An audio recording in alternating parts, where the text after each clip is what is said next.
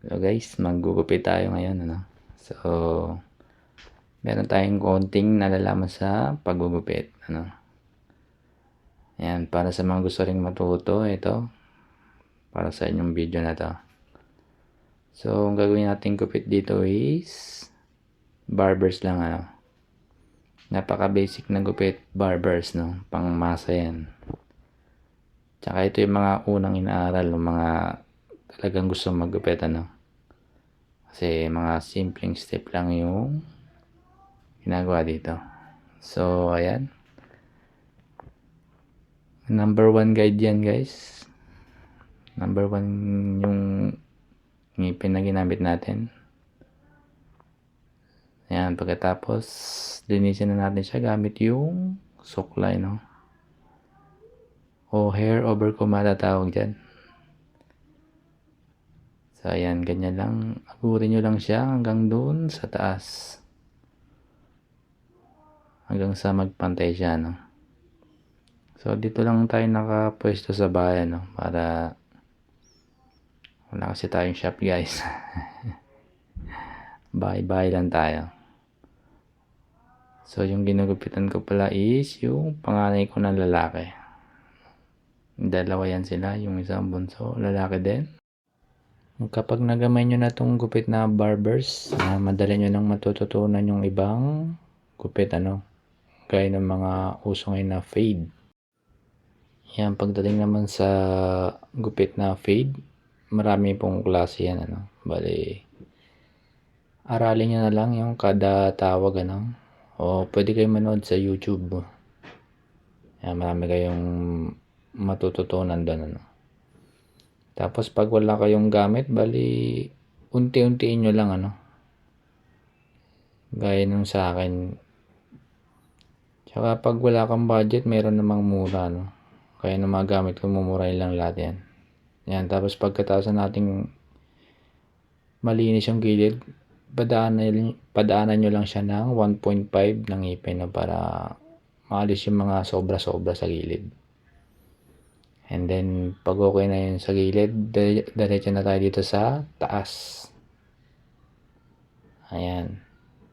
Bali, medyo iksiyan ko na siya, no. Bali, pag magbabawas kayo sa taas, itanong nyo muna si client, ano, kung konti lang ba ibabawas o iiksiyan na. Gaya nung gagawin ko ngayon, medyo maiksi na, no, kasi mainit.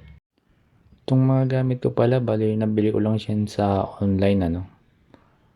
Mura lang yan siya. Bali, yung brand ng razor ko is Kemei. Ilang taon na rin sa akin yan.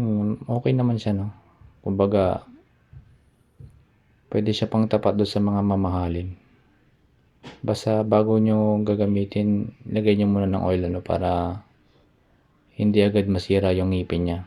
Kasi pag hindi mo nalagyan ng oil, tapos ginamit mo, doon na magsisimurang pupurol yung ngipin ng razor natin.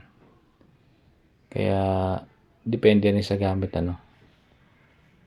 Medyo ilang taon na rin sa akin to, kaya masasabi kong okay naman. Pero kung may budget ka naman, syempre, bili mo na yung mga branded, ano. May kamahalan nga lang, pero swabe-swabe yung gamitin. Kumbaga, pagdating sa kalidad, maganda siya, no. Pero kahit mamurahin o mamahalin man yan, depende rin sa gumagamit, ano. Depende rin kung paano mo aalagaan. Kahit branded ang gamit mo o nabili mo, ano, kung di ka marunong mag-alaga, syempre madali siyang masisira. So, ito, tapos na tayo maggupit sa taas. Linisin na natin gamit yung maliit na clipper, ano, o yung pang trimmer natin. So, ito ginagamit lang natin pang layout, ano.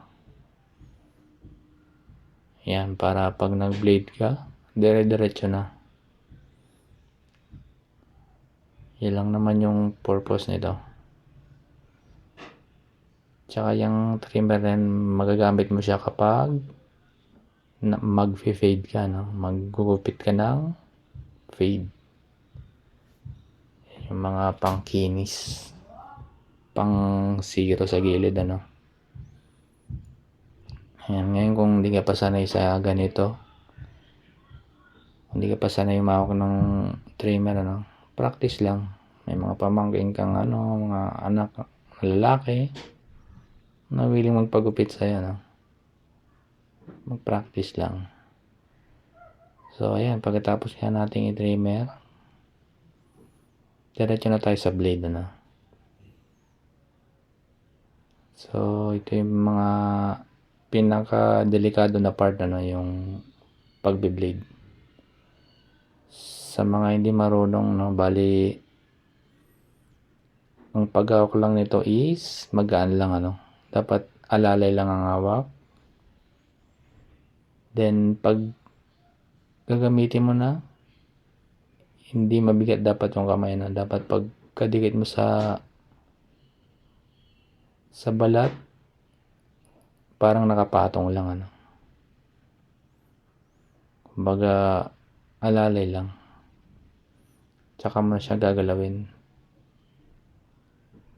Tapos, ang paghagod ko lang nito is taas, baba lang, ano. Yun lang kasi yung nakasanayan ko. Iba kasi sinusungkit yan pa simula baba, pataas. Ayan, pag na-blade ko na, bali, pang pinali ko dyan is padadaanan ko ng ngipin na 0.5 para maalis yung kapal-kapal niya dun sa pinakailalim, no? Sa ilalim ko lang yan dinadaan. So, ito na yung barber's cut natin. Salamat sa panonood.